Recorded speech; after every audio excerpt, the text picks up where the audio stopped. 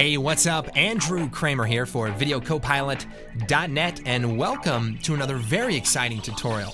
And it's going to be a great year.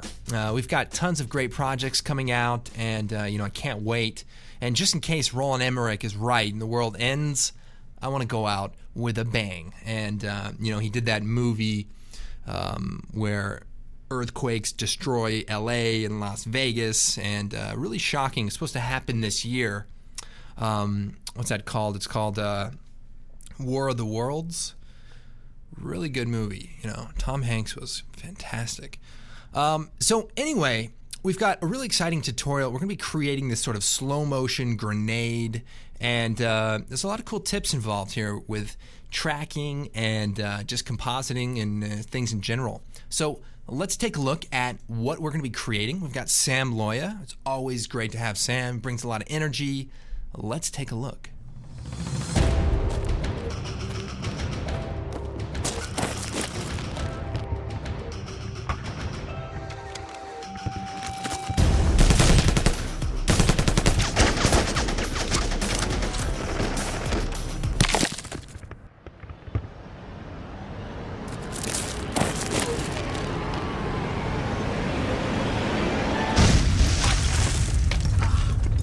Alright, so it's looking pretty cool. I mean, look at that face.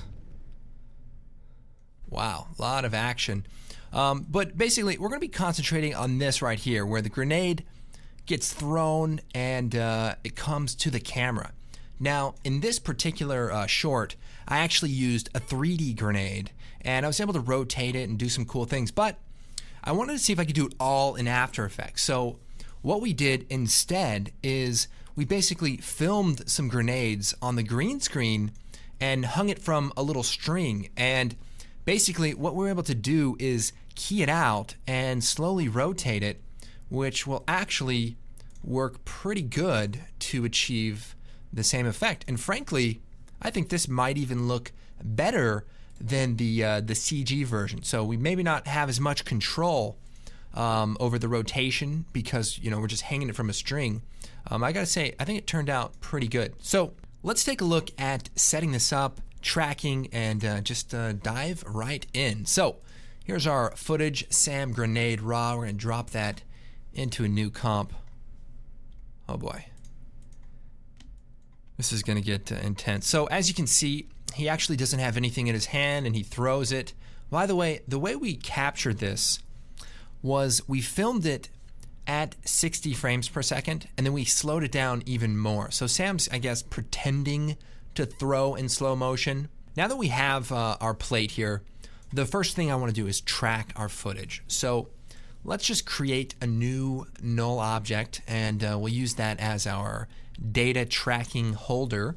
And then we'll click on our Sam Grenade footage, bring up the tracker, and we're going to click Track Motion. So we want to try to find a point that stays in the frame pretty good, and since I've already done this, I know exactly what we're going to do. It's like I can see into the future. And let me tell you something, it doesn't end well. Okay, so we're going to track this point here, and it's out of focus, so I'm using a slightly larger area, and we'll just track forward here.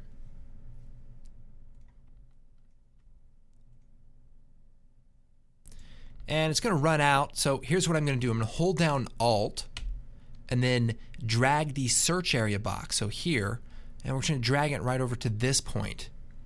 And what that will do is it'll keep my tracking point, that point right there, as is, and it will just reference a new point. So I'll go ahead and track the rest of the shot. And it's all good. So let's hit U. Let's go and track backwards from the beginning. I'll go ahead and click that. And there it is. So we'll click Edit Target, make sure we're on null number 4. We are. And I'll hit Apply. Yes. All right, so now we have our tracking data. Now, the trick here is we're actually going to be using 3D layers and a 3D camera. So we need to get a 3D camera that somewhat relates to this tracking data. So here's what we're going to do. We're going to create a new camera. Now I shot this with an 85, so I'm going to actually just use something close to that. We could type it in here, but I'll just hit OK. And all right, take it easy.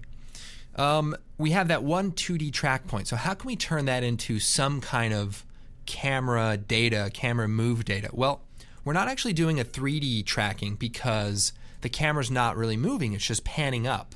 It's not on a tripod, but it's like being on a tripod where your pivot point is the same and you're simply, panning. So what I want to do is go to the camera and I'm going to hit R, or actually we'll just bring up all of the transform data. Look at that face. Unbelievable. You know what I like about Sam? He's got this energy, but he's kind of like the Bollywood version of Steven Seagal. You know what I mean? He's got this great energy, and and I mean that in the best possible way. So Sam, if you're watching, just keep up the good work, buddy. That's all I got to say. Where were we? Okay, tracking data. So we have our 2D null, so we'll hit P, and I'll hit F4. That brings up the switches, and we'll make it a 3D layer. But we're not going to change the Z value. We're just going to leave it so it's pretty much 2D data that's in 3D space. Here's what we're going to do. We're going to alt-click on the orientation, and we're going to make ourselves a little expression. And here's what it is. We're going to say, look at my layer. So we'll just click on the position of the camera, comma, the position of the null, and then end parentheses. So look at, and that's going to be a capital A, and basically it's saying look at, you have to put 2 points in. So from the camera to that null. And if I click OK, the idea is that the camera basically pans. Now, we don't have any 3D layers, so let's create one so that we can check the accuracy. So I'll click solid, and we'll just call this grid, and we'll type grid, and take that generate grid effect onto that layer, make it a 3D layer, and so now we can actually see that it's kind of moving. And the great thing about it is it's completely moving in the wrong direction.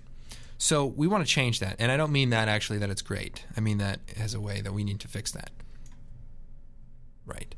So let's see how we're going to fix that. Well, we need to invert the data of this position. So if we alt-click on it on the stopwatch, and just be careful not to delete the keyframes, we're going to type star -1. So we're saying position data times -1.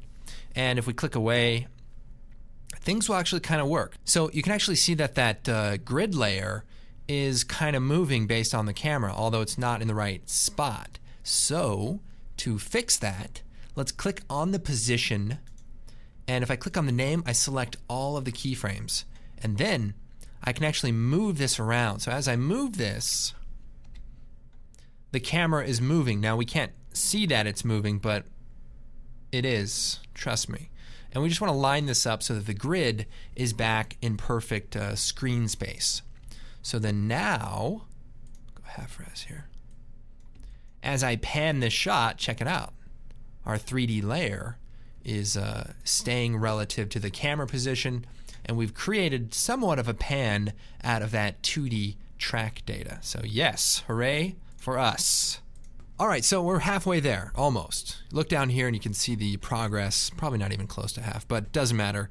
What we're gonna do is bring out that pre-keyed grenade. So here it is, and we're just gonna drop it into our comp, and it's great. So first thing I wanna do is pre-compose it. So we'll choose layer, pre-compose, and we'll just call this nade, and leave all the attributes, and we'll hit OK. So the cool thing is we can, play around with the speed of the clip. In fact, I'll probably open it up and play around in here. So we'll do time stretch, and let's set it to like 33%. And that way it's going to be a lot faster, and maybe we want that, maybe we don't.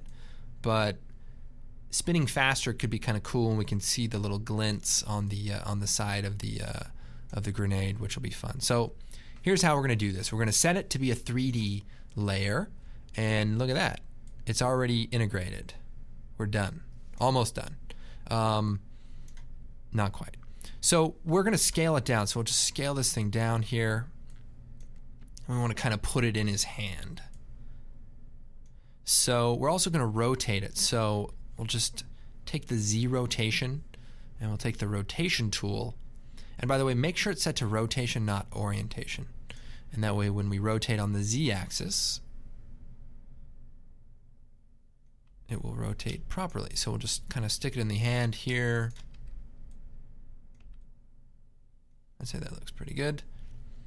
And we'll hit P, and we're going to set a keyframe for the position. And also, let's set this to 0. Let's make sure that it is on 0 to start for the Z position. And it's going to come out of the hand about right here. So let's move this over and make sure that we're kind of in line at this point. We'll worry about the backwards tracking, but let's worry about the flight and the motion velocity, trajectory, technology keywords. And let's animate this first. So it's getting thrown, and we'll go forward here. And now we're not going to scale it up. We're going to move its position. So let's animate this forward. So I'm just holding down Shift and sliding this over, and it's getting really close to the camera. Nice. And also, I'm going to right-click on it. You see how it's kind of getting slightly turned a little bit? Let's right-click on it and choose Auto Orient, and we'll set it to orient towards the camera. And that way it'll always look at the camera, and it will not look like it's being tilted. So there we go. I think it looks a little small there. Let's maybe go a little bigger. You can always adjust this a little bit later anyway. Perfect. So we want to play around with the trajectory of this because it's supposed to go up a little bit, maybe come back down.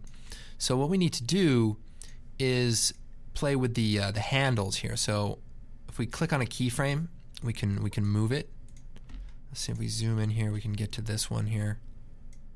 One thing to always think about is to use as few keyframes as possible, because if you start adding keyframes and tweaking them and then adding more, you can really create some weird wobbly motion, and then you're going to be constantly trying to fix that, and then you're going to fix it, and then you're going to mess up another keyframe. So the best thing to do is to use as few keyframes as possible. So in this case, I'm actually going to try to do it with just the 2 main keyframes. So we'll add a nice upswing, and then have it, and just be looking at the arc. You want to make sure you have a nice, smooth, round arc. So there we go. Now I probably want it to go a little higher, so we can maybe go tweak this a bit. And another thing to think about is don't always worry about what happens at the very end. Like if I need to cheat this a little bit to get to get the height on it I need. That's okay, just because I think we're only going to use it up to about this point. Or, I could throw it way over here and only use it to about this point. And that way I get what I want. Now, the other thing we need to do is rotate it. So when we filmed the grenade, and by the way, there's a couple other grenades here. We've got a little bit more modern one, and one of these guys. So I'm sure they have names, and I'm sure several people will leave it in the comments. I'll look forward to that. So it's flying, but I want to add a little rotation to it. Now we have to be careful not to rotate it too much, because the lighting is from the top left here, which is similar to our shot, but we don't want to rotate it too much. So maybe just a few degrees. It looks pretty fun. Maybe a little bit more. As long as you stay within like a reasonable range, it'll work. Now we can turn the motion blur on for the clip, and that way it'll look like it's flying through the air. Okay, so I think this is a good place for it to start coming out of the hand, and now we need to track it back into the hand. So what I'll do is I'm going to trim the clip. So if we do layer, I think split clip is somewhere around here. Let's see. Split layer, Control Shift D. And that's going to cut it. And then what I can do is take this first half, make it not a 3D layer, and then extend it 1 frame, and then put it on top. And basically what we're going to do is line it up 2-dimensionally. So we'll unclick those keyframes, and we're just going to try to line it up. And then set a keyframe for the position and rotation. And then we're going to move forward 1 more frame, so extend it 1 more frame and line that up. But we're only going to just use that so that we can get some accurate motion blur out of this. All right, so now what I need to do is track it into the hand. So the easiest way to do that is to get a motion track of his hand. So we'll go back to the tracker, and we'll track the motion. And I could probably do it by hand, but it's nice to have a track, and we can use it for the masks and stuff in a little bit. So here we go. All right, it's got a little crazy there.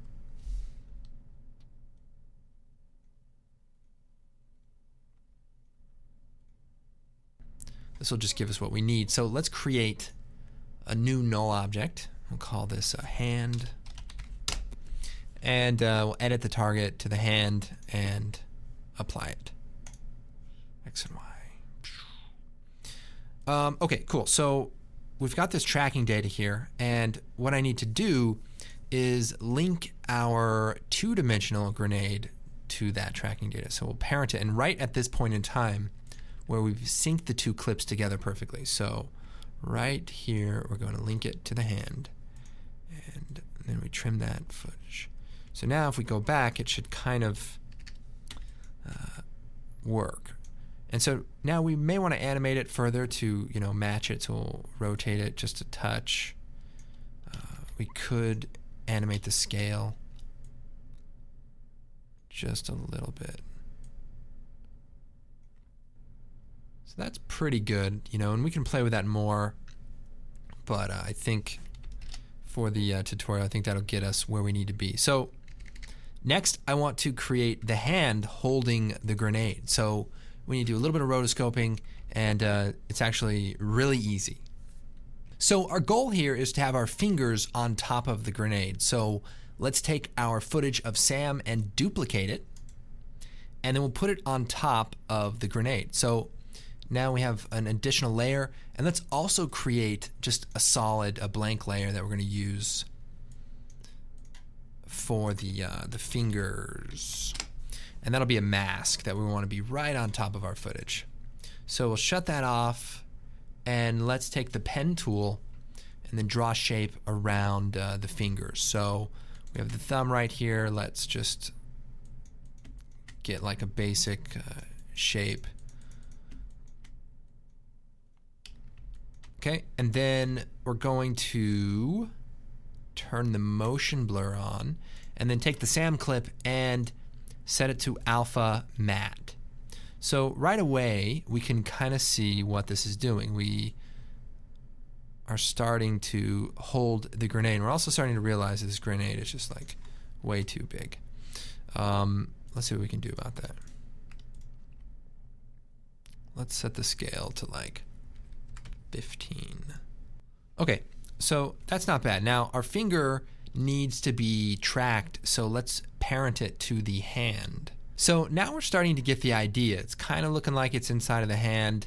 Let's go ahead and just animate this a little bit more. We can animate the mask position, and we'll just line that up with the motion of it being thrown, but keep it looking like it's inside of the hand. So, and it's nice because since we're linked up to that tracking data, we only have to make small modifications, and it'll look pretty good. So let's bring that thumb in a little bit.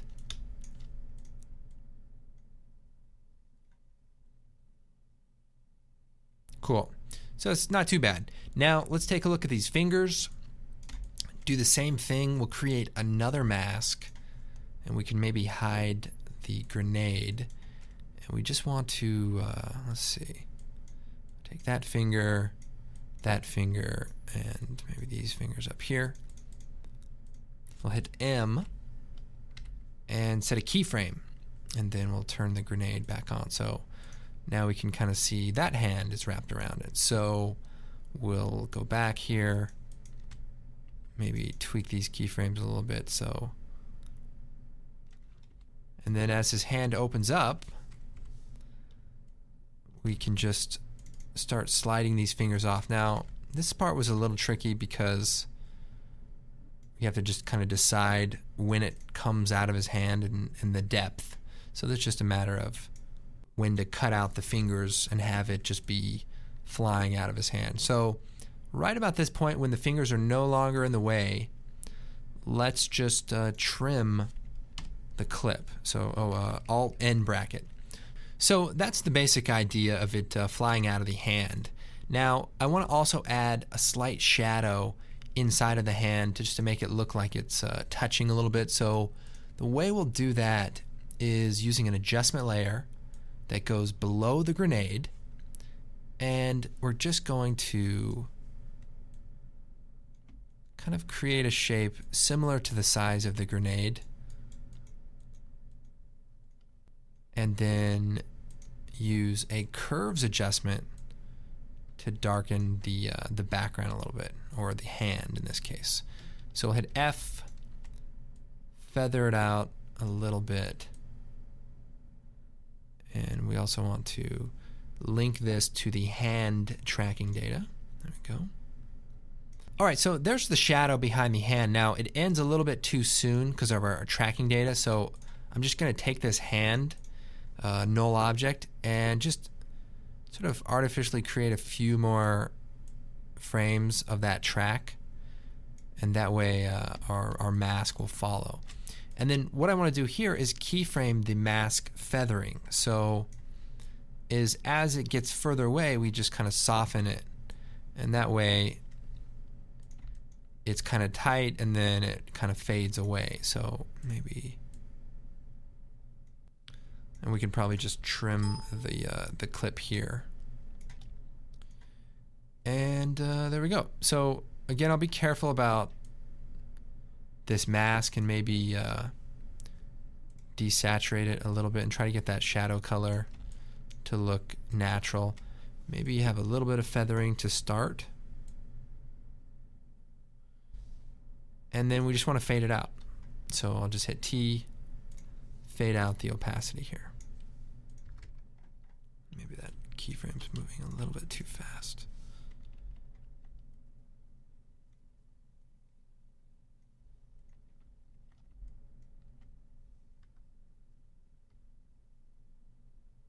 So pretty subtle, but you know, it's working. And if the grenade were a little bit smaller, I would probably add you know, some more shadows around. You could even add some shadows underneath the fingers, but instead we're just going to kind of darken the grenade once we get into the color correction. So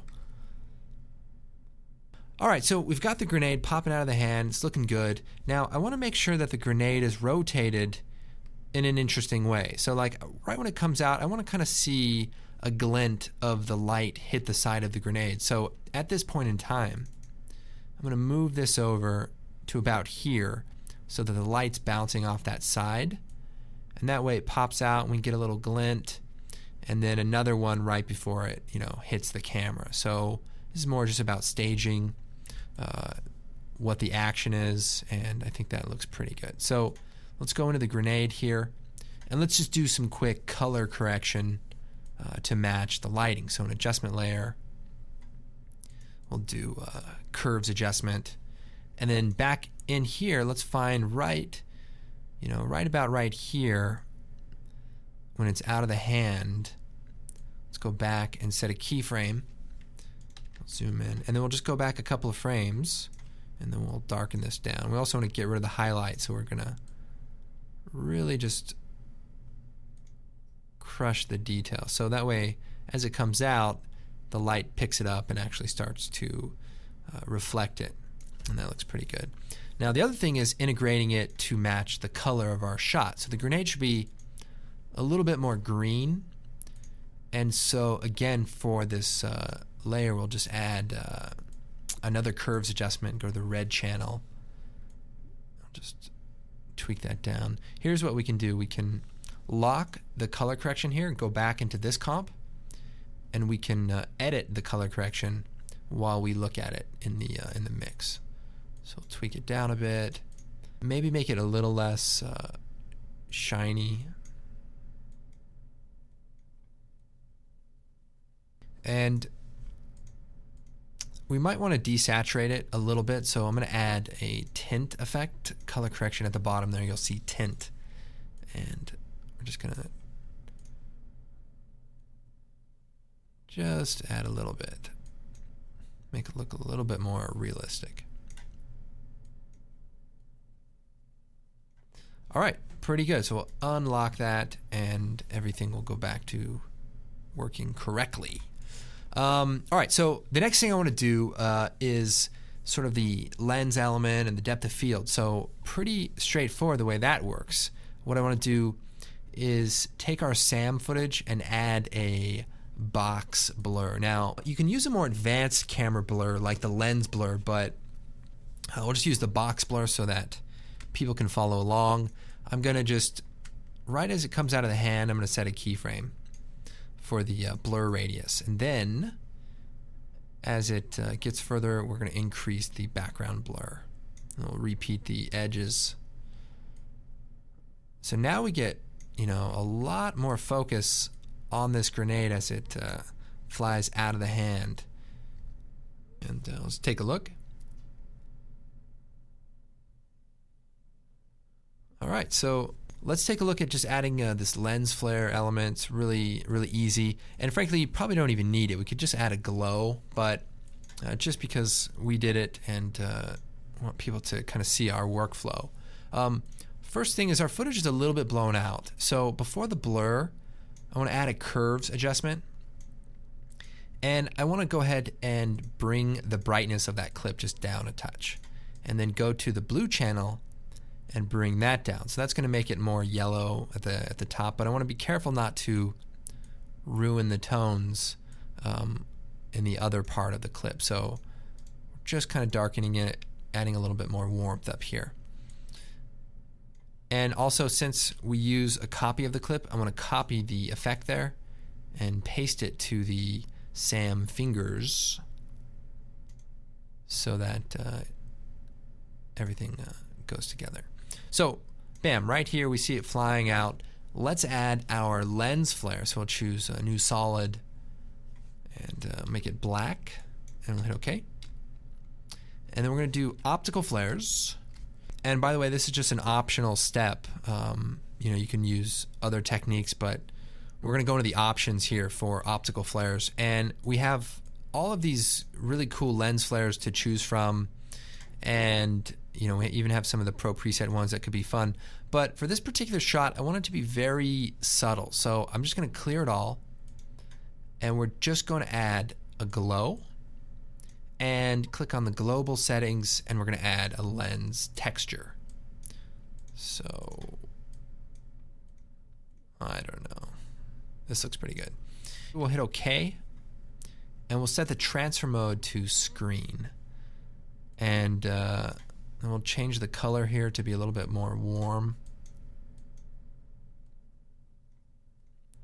And maybe turn the brightness up a little bit. So that looks pretty good, except we need to move it to the correct position. So we do have tracking data for our comp, but we need to get it into the right format. So let's take our original tracking data here and duplicate it.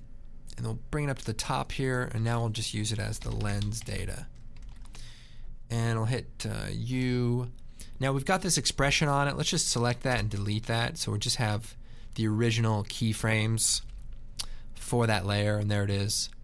And let's go into the effect for optical flares and parent the XY position, alt click, and pick whip the position of that lens data. So now our lens flare is somewhere. So it's right there off screen. Now I want to move that. So here's how we can move that. We click on the position, which selects all the keyframes, and then we just move it around. So that's good. Now the other thing is Now, another thing is as this grenade comes up, we see a little bit of a gleam on the side of the grenade, which we can maybe add a little bit of an effect to. I think in the original we can see just a slight gleam on it as it pops up, nothing too dramatic, but it'll look pretty nice. So we can do that with optical flares, or we can just create a solid layer and maybe just a quick little mask around that area, and we'll feather it out, and I'll set the transfer mode to add. So, and actually let's duplicate the mask and feather out both of the masks. Just get a little bit more subtle.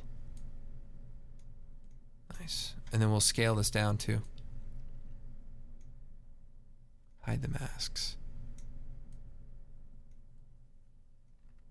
All right, so we'll keyframe the position. So we'll go right before, maybe about here, keyframe the position.